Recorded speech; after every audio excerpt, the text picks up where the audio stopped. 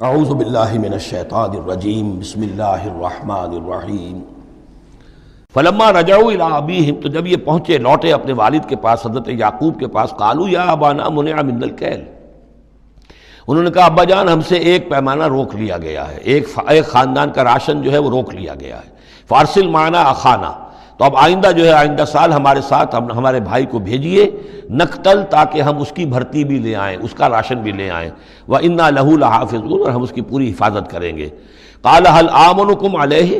حضرت یعقوب نے فرمایا کیا میں تم پر اعتبار کروں اس کے بارے میں؟ هَلْ آمَنُكُمْ عَلَيْهِ إِلَّا كَمَا أَمِنْتُكُمْ عَلَىٰ أَخِيهِ مِنْ قَبْلُ، کیا اسی طرح تمہارے اوپر میں اعتبار کر لوں جیسے کہ میں نے اس کے بھائی یوسف کے بارے میں تم پر پہلے جو ہے وہ اعتماد کیا تھا؟ فاللہ خیر حافظہ، ویسے تو اللہ تعالیٰ ہی ہے بہترین محافظ، وہو ارحم الراحمین، اور وہی ہے تمام رحم کرنے والوں میں سب سے بڑھ کر رحم کرنے والا۔ ولما فتحوا متاعهم وجدوا بضاعتهم ردت الیہم، جب انہوں نے اپنا سامان کھولا، کجاوے کھولے، تو انہوں نے یہ دیکھا کہ ان کی پونجی بھی انہیں لوٹا دی گئی ہے جو انہوں نے قیمت کے طور پر دی تھی۔ قالوا یا ابانا ما نبغی، وہ پکار اٹھے ابا جان ہمیں کیا چاہیے؟ ہذہ بضاعتنا ردت الینا، یہ ہماری پونجی بھی ہمیں لوٹا دی گئی ہے۔ وَنَمِيرُ أَهْلَنَا، ہم جائیں گے اپنے اہل و عیال کے لیے کھانے کا بندوبست کریں گے، وہاں سے راشن لائیں گے، وہاں سے غلہ لے کر آئیں گے۔ نَحْفَظُ أَخَانَا، اپنے بھائی کی ہم 10 ہیں اس کی حفاظت کریں گے۔ وَنَزْدَادُ كَيْلَ بَعِيرٍ، اور ایک اونٹ کی جو کجاوا جو ہے، اونٹ کا جو بورا ہے وہ ہم لے کر آئیں گے مزید۔ ذَلِكَ كَيْلٌ يَسِيرٌ، یقیناً یہ بڑی آسان شے ہے جو ہمیں مل جائے گی۔ قَالَ لَنْ أُرْسِلَهُ مَعَكُمْ، حضرت یعقوب نے کہا ہرگز نہیں بھیجوں گا میں اسے تمہارے ساتھ، حتیٰ تو نے موثقا من اللہ، یہاں تک کہ تم بڑی گاڑھی قسم کھاؤ میرے سامنے اللہ کی، لتاتوننی بہ، کہ تم لازماً اسے لے کر آؤ گے واپس، الا ان یحاط بکم، الا یہ کہ تم سب کو گھیرے میں لے لیا جائے، کوئی ایسی مصیبت آ جائے تم سب ہلاک ہو جاؤ، ہو سکتا ہے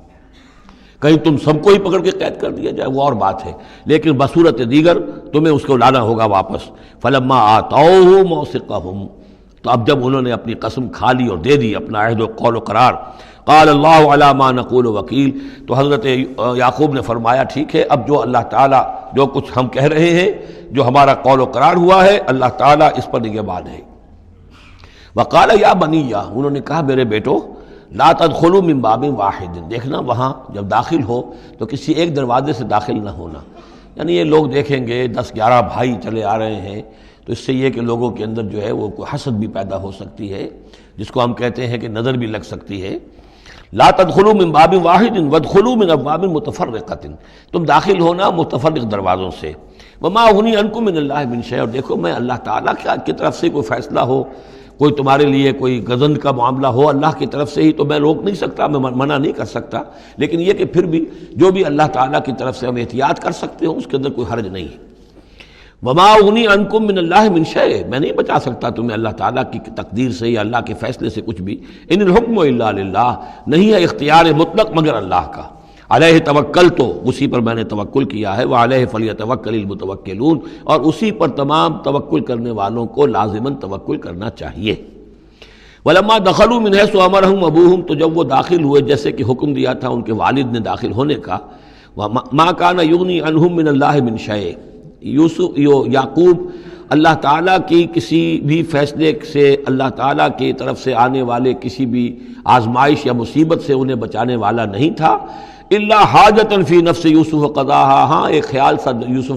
یعقوب کے دل میں پیدا ہوا اور اس نے اس کو پورا کر لیا، یعنی یہ تدبیر کے درجے میں یہ بات کر لی کہ ایک دروازے سے داخل نہ ہو، ابواب متفرقہ سے داخل ہو۔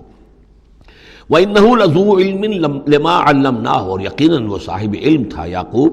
اس چیز کے اعتبار سے جو علم ہم نے اسے دیا تھا، وَلَٰكِنَّ أَكْثَرَ النَّاسِ لَا يَعْلَمُونَ، لیکن اکثر لوگ جانتے نہیں ہیں۔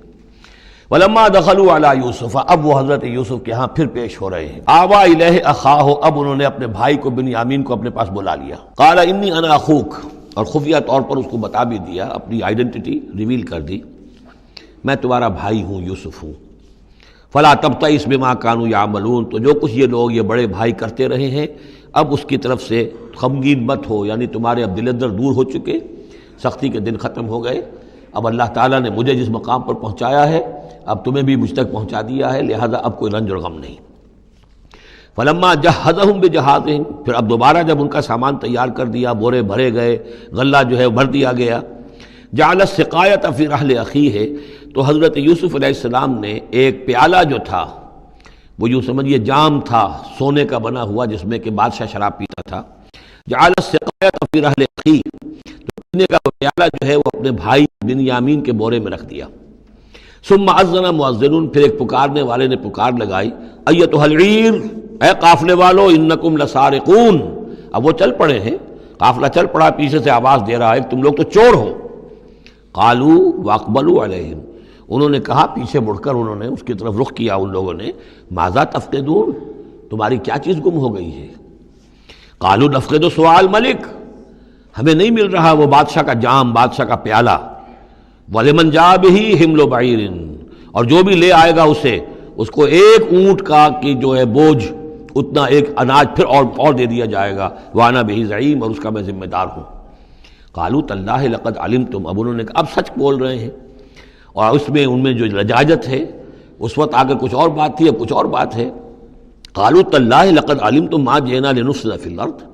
ان کا اللہ کی قسم آپ لوگ خوب جانتے ہیں اچھی طرح سے کہ ہم زمین میں فساد مچانے نہیں آئے ہیں، یہاں پر ہم تو یہاں غلہ لینے آئے ہیں، مصیبت کے مارے ہیں، ہم یہاں آ کر چوری کریں گے؟ تاللہ لقد علمتم ما جئنا لنفسد فی الارض وما كنا سارقین، ہرگز چور نہیں ہیں۔ قالوا فما جزاؤہ ان کنتم کاذبین، تو انہوں نے کہا جو وہاں کے جو بھی ان کے ملازمین ہوں گے کہ اچھا اگر تم لوگ جھوٹے ہو تو پھر جس کے پاس سے وہ برآمد ہو گیا اس کی کیا سزا ہوگی، کیا اس کو بدلہ دینا چاہیے؟ قالوا جزاؤہ من وجد فی رحلہ فہو جزاؤہ، ان کا ٹھیک ہے، اگر تو ہمارے کسی سامان میں سے وہ نکل آئے تو جس کے سامان میں سے نکلے گا وہی اس کی جزا ہے، اس کو اپنے پاس رکھ لینا، اور وہ جو ہے ہماری طرف سے گویا کہ تاوان ہو جائے گا جو ہم ادا کر دیں گے۔ قالوا جزاؤہ من وجد فی رحلہ فہو جزاؤہ، وہی بدلہ ہوگا، اس کو تم رکھ لینا، وہ تمہارا غلام بن جائے گا۔ کذالک نجزی الظالمین، ہم تو اسی طریقے سے ظالموں کو بدلہ دیا کرتے ہیں، یہی ہمارے ہاں رواج ہے۔ حضرت یوسف کے بھائی کہہ رہے ہیں فبدا لہم بأوعیتہم قبل وعاء اخیہ، تو حضرت یوسف نے شروع کی تلاشی لینی تو اپنے بھائی کے اس بورے سے پہلے ان کے بوروں کی تلاشی لی، ثم استخرجھا من وعاء اخیہ، پھر نکال لیا اپنے بھائی بنیامین کے بورے میں سے۔ کذالک کدنا لیوسف، اب یہاں چونکہ ذرا سا اشکال ہوتا ہے کہ ایک طرح کا دھوکہ ہو رہا ہے یہ، تو اس میں ذرا ایک یعنی شان نبوت جو ہے حضرت یوسف علیہ السلام کا مقام اور مرتبہ، اور آپ نے اس طرح کی تدبیر اختیار کی ہے تو اللہ تعالیٰ نے اس کی ذمہ داری خود لی ہے۔ کذالک کدنا لیوسف، یہ چال ہم نے یوسف کو بتائی، کیونکہ اللہ کے علم میں تو تھا کہ کوئی گزند نہیں پہنچے گا، سب کو ان کو آئی جانا ہے، عارضی سا معاملہ ہے، اس عارضی سی تدبیر میں کسی کو نقصان کوئی پہنچ نہیں رہا ہے، تو ایک تدبیر ہے، یہ ایک توریہ جو ہو گیا ہے، اس توریہ کے ذریعے سے وہ صورتحال، چونکہ اللہ کو تو اختیار ہے، تو اس میں اللہ تعالیٰ نے اس کی پوری ذمہ داری خود اٹھا لی ہے۔ کذالک کدنا لیوسف، اس طرح ہم نے یہ چال اور یہ تدبیر بنا دی یوسف کے لیے۔ ما کان لیاخذ اخاہ فی دین الملک، ان کے لیے یہ ممکن نہیں تھا کہ اپنے بھائی کو روک سکتے اپنے پاس بادشاہ کے دین کے اعتبار سے، یعنی اس وقت ملک میں جو بادشاہ کا دین تھا، دین سے مراد نظام ہے، یہ نوٹ کیجئے، یہ جگہ بہت اہم ہے قرآن کی۔ دین کسے کہتے ہیں؟ نظام کو۔ بادشاہی نظام ہے تو وہ دین الملک، بادشاہ کا نظام ہے، بادشاہ جو ہے ساورن ہے، اس کا حکم جو ہے وہ قانون ہے، وہ جو چاہے حکم دے، اس کا معاملہ جو ہے وہ سارا اختیار مطلق اس کا ہے، پورا نظام سلطنت و مملکت اس کے تابع، یہ دین الملک۔ اور دین اللہ کیا ہے؟ اللہ کی ساورنٹی مان کر پورا نظام زندگی اس کے تابع کر دیا جائے، یہ دین اللہ ہے۔ اذا جاء نصر اللہ والفتح ورأیت الناس يدخلون فی دین اللہ افواجا، تو دین الملک اور دین اللہ۔ اور آج کا دین کون سا ہے؟ دین الجمہور، پاپولر ساورنٹی، حاکمیت عوام کی، وہ اپنے نمائندوں سے جو چاہیں قانون سازی کریں، جس چیز کو چاہیں جائز قرار دے دیں، جس چیز کو چاہیں ناجائز قرار دے دیں، یہ دین الجمہور ہے، جو کفر ہے، شرک ہے۔ دین اللہ ہے اسلام، کہ اللہ کی ساورنٹی، حاکمیت اس کی، مسلمانوں کی خلافت، قانون جو ہے اللہ کا۔ البتہ جہاں اللہ کی طرف سے کوئی واضح حکم نہیں ہے وہاں مسلمان باہمی مشورے سے مباحات میں سے کسی شے کو اختیار کرنے میں چاہے میجورٹی ووٹ کے ذریعے سے فیصلہ کر لے، کوئی حرج نہیں، یہ دین اللہ ہوگا۔ تو ظاہر بات ہے کہ مصر میں سب نظام تھا، بادشاہ کا نظام تھا، اس کا قانون تھا، اور حضرت یوسف جو بادشاہ نہیں تھے، اس قانون کو وہ بدل نہیں سکتے تھے، وہ جو بھی اختیار تھا ان کا اپنے خاص شعبے سے متعلق تھا، وہ زراعت کا شعبہ تھا یا خوراک کا شعبہ تھا، اس میں تو مختار مطلق تھے، لیکن یہ کہ وہاں کا قانون اور دستور جو تھا اس میں دخل اندازی نہیں کر سکتے تھے، یہ باہر کے لوگوں کو وہاں روکنا ان کے لیے ممکن نہیں تھا۔ کذالک کدنا لیوسف ما کان لیاخذ اخاہ فی دین الملک، ان کے لیے ممکن نہیں تھا کہ اپنے بھائی کو بادشاہ کے قانون اور نظام کے تحت اپنے پاس روک سکتے، الا یشاء اللہ، سوائے اس کے جو اللہ چاہے۔ اللہ نے یہ تدبیر اختیار کی، اور اس طریقے سے بنیامین خود ان کے بھائیوں کے منہ سے یہ لفظ نکل گیا، اور ظاہر بات ہے یہ بھی اللہ تعالیٰ کے انگلیوں کے مابین ہے تمام انسانوں کے دل، جسے چاہتا ہے پھیر دیتا ہے کہ ٹھیک ہے جس کے کجاوے میں سے اور جس کے بورے میں سے نکل آئے وہ پیالہ، بس اسی کو رکھ لینا تم۔ لہذا ان کے کہنے کے مطابق اب بنیامین حضرت یوسف کے پاس رہ گئے۔